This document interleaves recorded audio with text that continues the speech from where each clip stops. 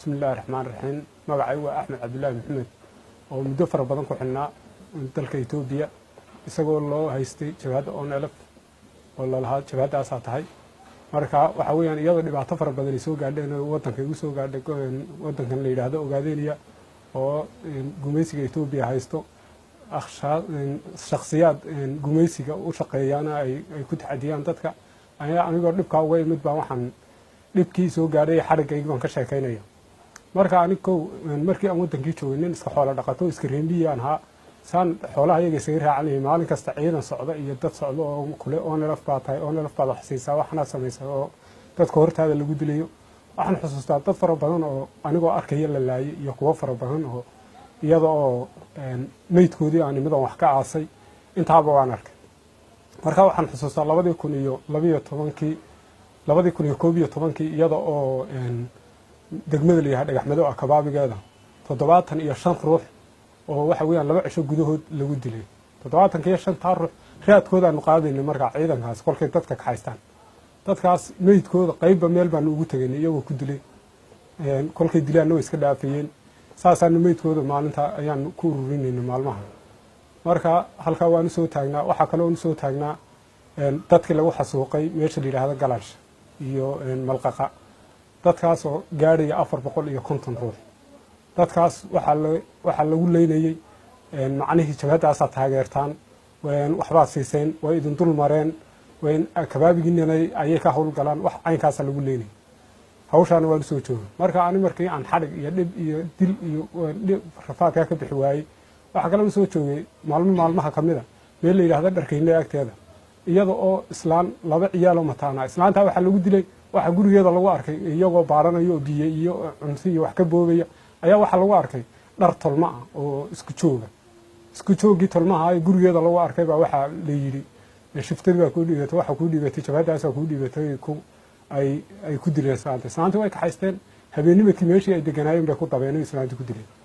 marka aroortii kolkan raadkoodii qaadnay waxaan u tagnay labadii yaryaraad ee mataanaha oo malaha laba bilood jirin oo naaskeeda shaqeeyo naaskeeda dhaariyaan ugu tagnay marka waxa weeyaan waxa kale oo soo taagnaa aroor kamida meel la yiraahdo bilcilbuur agteeda annaga oo reer joogno ay rabadaan tahay ayay iyagoo yaacayna soo galeen guriyihii bay baadbaadeen gurihiisa u baadbaadayeen islaam Faadma Cabdullaahi oo jiray waxay ku tahay waxa ma yaalaan maxad ka baaran laba madaxga xareeyay iyada gurigeeda hortaagay waxa kale hawlaha aan soo taagnaa waxa kale oo soo taagnaa dhagaxmada degmada la yiraahdo 17 ruux oo laba gabdhood iyo 15 wiil oo magacyadooda ka xusuusto nin loo jiray Cabdikaad iyo yar loo jiray Khadar Cismaan aan wiilasha ka xusuusto ayaa iyagana say god u qodayeen inta xerada lagu ururiyay godkiisa u qodayeen ayaa godka lagu galan leeyo cagaf lagu rogay ilaa aan meydkood cid aragtay ma jirto halkaas ku aasan marka dhibaatada dhibka faraha badan kolku dhacay dadkii maalin kasta qayb la leynay la dabayo dadka lagu sameeyo waxa kale oo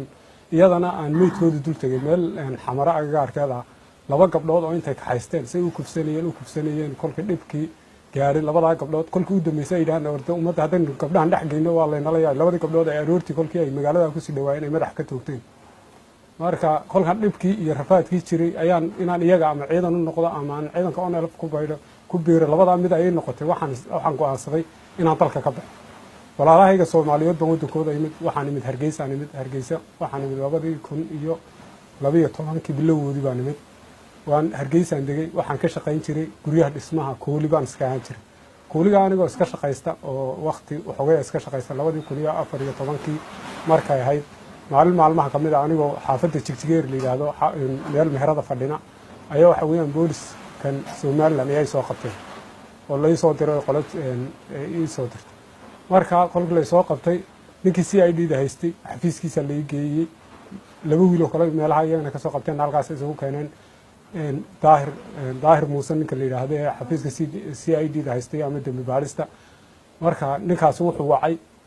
xafiiskii ay ku lahaayeen kuwan Cabdiilay dadkii u shaqeynayay meesha joogay buu wacay iyagoo gaar watay loo yimaadeen nimankan ma garanaysaa nimankan ma wajigooda ma garanayna laakiin hadii ay gobolada ka soo jeedaan kullee waa ONLF baa la yiri waxa weeyaan anaga kolkii saldhiga dhexe la nageeyay saldhiga dhexe nin fiican oo joogay si fiican buu noola macaamilay xitaa meel gooni oo dadka uu deganay nin Maxamed Xasan la oran jiray khayr Allah siiyay marka macal cuntadayada isaga qabiintii aan meesha joognay saddex habeen baan ku xidhnayn waxa weeyaan ninkan loo oran jiray Daahir Muuse wuxuu sameeyay inuu nimankii ay iyaguna la hadlaan ninkii xafiiska ganacsiga u joogay safiir weeyaan ay yidhahdaan safiir ma xafiiska ganacsiga joogay Somaliland ninkaasi markaa wuxuu sameeyey uu noo yimid uuna wareystay waanu u warranay waxaan ku nidhi dad shacab aan nahay noocaasa markaa waxay ku wada hadleen iyaga ma garanayno way annaga halkii saldhigi baa lanagu celiyey saldhigii markay tahay 7 habeenimo iyaroo lacag kaadh noogu jirtay isagu maxamed case waan idinka soo saarayaa nagu yidhi oo na qaaday kaadhkii noola maqan yahay ayaa lanaga soo qaaday kaadhkii war lacagta aan sugnaan nidhi waa lanaga diiday lacagta inaan sugno qoladii daahir muuse iyo ku-xigeenkiisii oo ordayo oo gaadhi wataa noo yimid katiinad baa lanagu xidhay ciidankoodii booliska ay gaarkaana way wateen say noo sii wadeen halkii bay nageeyeen xafiiskiisii way nageeyeen waxay noo geeyeen qoladii cabdiile u shaqaynaysay oo 5 nin ninka la odhan jiray daahir muuse markii uu nimankaa nagu wareejinayey waxa ay u dhiibeen $1,000 oo lacaga iyagoo isku qabsaday agtayda meel agtayda iyagoo sidanoo kale u taagtaagan oo $1,000 lacagta isku haystay 3 nin baan kuu keenay $1,000 baa siinaysaa 500 igu dar midka 500 baad iga yaraynaysaa uu leeyahay ayuu wuxuu u celiyey ku kale oo la socday baa wuxuu u celiyey war dib baan kaa wanaajin doonaa inuu shaqada aan soo qabanna horta noo kaadi buu yidhi halkaasay saasay isku celiyeen marka waxa weeyaan ninka la yidhaahdo daahir muuse annaga 3 cisho ka hor wuxuu gudbiyey 2 wiil oo yaryar oo iyagana uu ka soo qabtay meel hargeysa kamid ah xaafadaha hargeysa kamid ah waxa noo sheegay annaga maxaabiistii baa noo sheegtay meesha joogtay 2 habeen ka hor buu halkan ka gudbiyey nagu yidhi marka waxa weeyaan si gooni ayuu uga ganacsadaa isaga iyo waxaana isku xiran si toos ah isugu xiran sirdoonka Itoobiya si toos ah isugu xiran xafiiska waliba ninka la yiraahdo daahir muuse xafiiskiisa ayaa markasta la nageynayay 4 jeer baa la saldhigga dhexe markii horeysay la keenay 3 jeer oo saldhigga dhexe la naga soo qaaday 4 jeer baa xafiiskiisa la nageeyay isaga iyo nin ku-xigeen u ahaa oo imika magaciisa xusuusan labadaa nin ayaa shaqadayada si toos ugu fara lahayd iyagana gurgurtamayay nimanka nala wareegayay ka socday xafiiskan ay meesha total la yiraahdo ay ku lahaayeen qoladan la yiraahdo ismaamulka Soomaalida lagu magacaabay cabdiile u shaqaysa marka halka iyaga oo qoladaas ay ku gurgurtamayeen lacag buu jeebka intuu ka soo bixiyeen nin ayuu u fidiyay wuxuu yiri lacag $1,000 aan idin wadaa hooyo iyo sidoo kale noo agtaagan dhinaca meel xitaa mayna dhinac noo dhaafan halka gaariga dhinaciisa kale taagay way isqabsan 3 nin baan ku wareejinayo saad $1,000 la siinaysaa buu ku yiri ma ninkiiba ma 500 baan nooga yareynaysaa buu yiri marka wuxuu yiri wariyo dib baan ka wanaajinayna shaqadan soo fulinayna anaga dib ka wanaajinayna noo kaadi buu marka waxa weeyaan kulli adu waa nin wuxuu u egyahay ninka la yiraahdo daahir muuse nin dadka ka ganacsada oo dawladda Soomaaliland in la ogtaayeen kala aanu ma aqaan laakiin waxaan moodaa macnaheedu si ayna cid kale ugu imaneen labadaan nin baa markii u horeysay iyo markii la soo gudbinayay iyo mar kasta hawsha yarkiina soo qaaday isagu la soo hadlayay annagoo sidan oo kale soo aqbalnaa wuxuu yiri kuwa waaweyn baan ku wadaay jaadka iyaga si diyaari buu kolkii aanu dhimin kiilo jaad u qaaday 4 nin oo qoladan booliska hay'adda booliska gaarka loo jiray xagga Itoobiya lagu soo tababaray marka waxaad moodaa nin macnaheedu ganacsi ku jiro oo dadka ka iibsanaya meesha ayaad moodaa saasa dadka loo kala iibsadaa farsamada caynkaas waxa weeyaan shakhsiyaad xaggan ka socdo jaasuusina iyo shakhsiyaad kamid ah oo qaybtan dambi baarista ugu sareysa la yiraahdo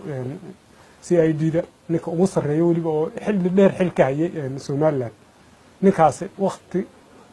dad kasta oo dad fara badan oo la gudbiyay oo xagga Somaliland laga gudbiyay oo jeerasha isku aragnay waxay ugu yiraahdeen ninkaas ma annagana shaqadayada sidoo sheegayeen sidaas oo kale noogu soo shaqeeyay niman Oromaan ku aragnay halka laga gudbiyay niman kale Soomaaliyan ugu tagnay dadkaan halka ku aragnay oo dhan waxay ii sheegeen in xafiiska laga gudbiyay ninkaasina uu shaqo ku lahaa la sheegay waa la naqaaday waxa la nageeyay wajaale oo ciidanka federal booliska qaybta finance la yiraahdo ay joogan marka qoladaas aan nagala wareegto kolkaan halka joogno waxa la nageeyay jibriga jigjiga la nageeyay marka iyadoo oon wax dhiba kolkaa inay noo geysan jibriga jigjiga halkaas la nagu xiray meel jiingadaan 2 habeen joognay 2 habeen kadib waxa noo yimid gaari qabaal oo laga soo diray Addis-Ababa laga soo diray gaarigii qabaalka baan qaaday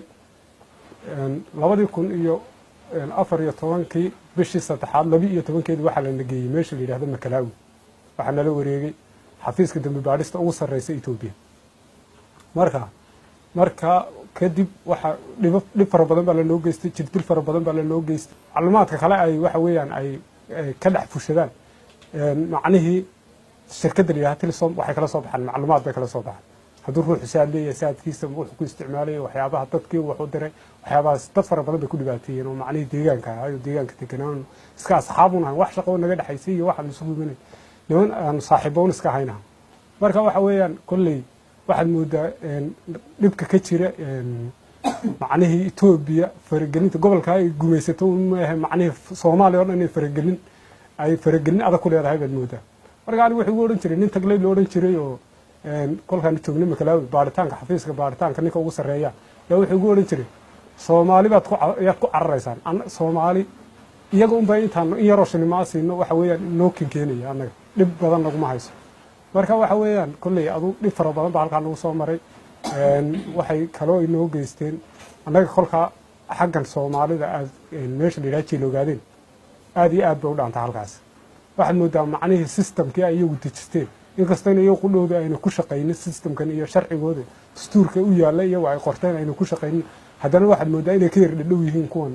meesha la yiraahdo ogaadeen iyo gobolkaas ay gumaystaan gobolka waxaad moodaa shakhsiyaad Tigray oo qolada la yiraahdo GPLFta iyo shakhsiyaad kooban oo Soomaali ah oo iyaga u shaqaysa inay gacanta ku haystaan moodaa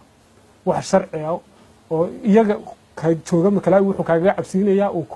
kuugu hanjabaya jilogaadeen baa ku geynaya oo kuugu hanjabaya isagoo og dhibka ka jiri iyo rafaadka ka jiri ay maxaabiista ku qabto ayuu wuxuu oranayaa hadda waxa sheegi weyd in kan ku gudbinaya jilogaadeen ku gudbinaya si halka aad ugu soo xinaato aad runta u sheegto marka waxa weeyaan kulley dhib fara badan baa meesha ka jirta anigu waa la xukumay 17 sano lagu xukumay 17 sano markii lagu xukumay waxa la kolkii hore ballanta u joogay waxaan joogi jiray meel la yiraahdo Clayton waxaan joogay 2 sano labadaas sano maxkamad baa igu socotay makhraati baa la ii diiday wax makhraati kolkii la ii waayay waxa la yiri maadaama halka laga soo dhiibay oo lacagta inta lagu bixiyay hal lagu xukumo baa la yiri macnihii makhraati la'aan hal lagu xukumo 17 ruux makhraati ay keeneen wax ruux hal ruux oo ay wada yaqaan oo macnihii inaan jijiga ay ka soo kaxaysteen 17 ruux makhraatiyada ay la keeneen nin waliba wuxuu yiri ninkan anagu shacab baan ku naqaanay tiisaasayd mayna qaadanin waxay yiraahdeen maadaama oo lacagta inta la ku soo baxday wadan kalena laga soo gudbiyay waxa weeyaan waa lagu xukumaya laay si cad buu noogu sheegay ninkii macnihii ahaa maxkamadda dadka xukumaya xaakimka wuxuu yiri maadaama wadan kale la idinka keenay oo dal kale la idinka keenay kharash fara badan idinku baxay waxa weeyaan qoladii nabasugud waxay naga codsatay in la idinku xukumo macnihii idinku makhraati leedin halka 2 sano ku xidhnayn 2 sano ka bacdi waxa loo soo gudbiyay meesha la yiraahdo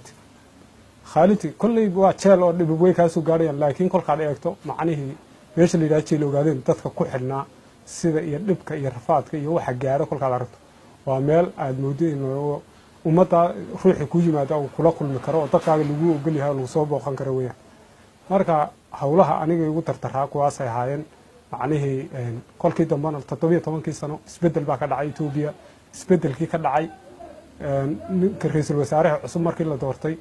waxa weeyaan waxa isaga cafis guud buu bixiyay cafis guud oo macnihii dadka siyaasadda u xidhan la sii deynay buu bixiyay iyadoo saa uu bixiyay cafiskaas aan ku soo baxnay nin walba reerkaaga iyo halka doonto u kacbaaliyay marka saas anaga la nagu sii daayay maalintii ciidina waan soo baxnay